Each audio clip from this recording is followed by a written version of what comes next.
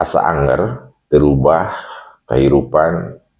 padahal geus satekah pola geus segala dicoba jang ngomean anak kira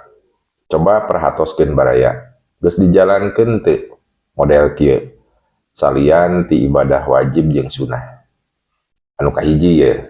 olahraga isuk-isuk saminggu 3 kali minimal 3 bulan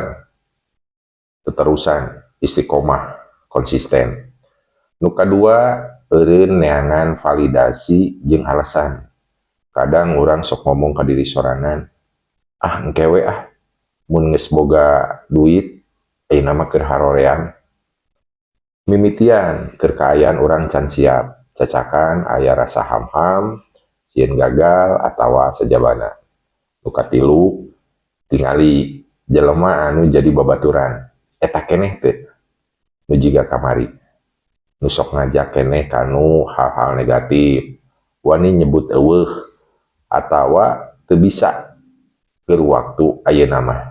mun babaturan minta tulung atawa ngajak kanu hal-hal anu kurang manfaat nu kaopat ieu penting terapkeun pola 7 detik lamun rek ngalakukeun rutinitas atawa kegiatan anu positif hitung ti hiji nepi ka 7 gancang gerak fisik baraya saacan aya pikiran ngaproses rasa males atawa nunda pagawean nu kalima aya rasa ayeuna nyeri hate dina waktu nu sakedeung kulantaran urang disiplin kanu pagawean anyar jangan rubah kehidupan parasana ruas asa asing ka diri sorangan kadang jiga nu kasepian jeung teu puguh rarasaan leuwang we karasana lamun geus nepi migawe 5 hal eta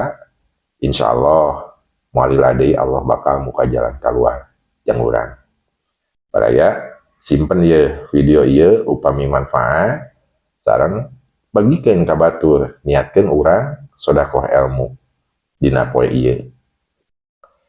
mugia manfaat hatur nuhun.